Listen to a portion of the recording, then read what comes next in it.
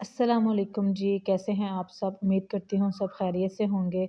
तो आपको कैसी लग रही है रमज़ान सीरीज़? तो झटपट से बनने वाली आज रेसिपी बताऊँगी आपको। रमज़ान में ये बहुत मज़े की बनती है।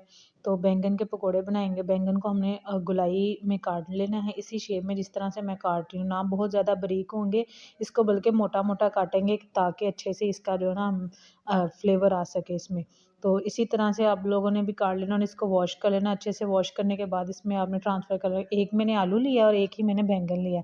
दोनों को सेम शेप में काट के तो इसमें अब ड्राई स्पाइसेस जो जाएँगे वो है नमक मैंने 1 चम्मच डाला था, ज़ीरा 1 चम्मच, गरम मसाला 1 चम्मच ही चिली फ्लेक्स और आधी चम्मच मैंने जो ना काली मिर्च की डाली थी और थोड़ा-सा मैंने रेड पाउडर भी डाला था, जो चिली रेड पाउडर का था।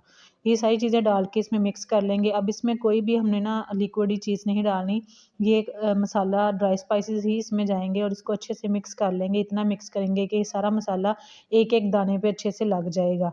अब इसको जो ना अच्छे से करने के बाद नेक्स्ट स्टेप की तरफ जाते हैं। नेक्स्ट स्टेप हमारा ये है कि हमने 3 बड़े चम्मच जो ना बेसन के लिए और 2 बड़े चम्मच मैदे के लिए इसमें थोड़ा-सा नमक और थोड़ी-सी चिली फ्लेक डाल के अच्छे से इसको ना मिक्स कर लेना है।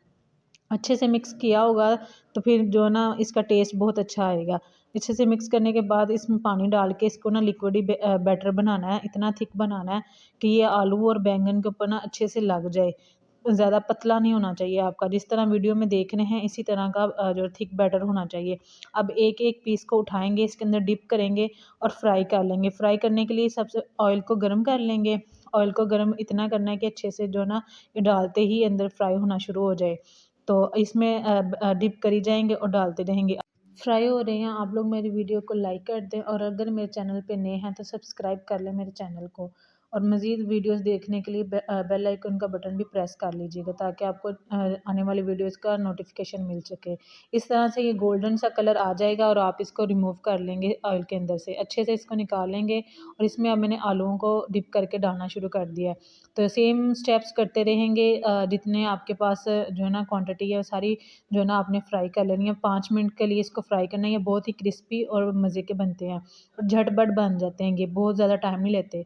मुझे याद है कि लास्ट रमज़ान में मेरी तबीयत नहीं थी अच्छी, तो इसलिए मैंने जो है ना ज़्यादा मुझसे काम होता नहीं था, तो मैंने यही खिलाए थे। पूरा रमज़ान मैंने अपने घर वालों को यही खिलाए थे। वो बेचारे एंड ऑफ द डे कह रहे थे कि अब बस कर दो, अब नहीं हम खा सकते ये।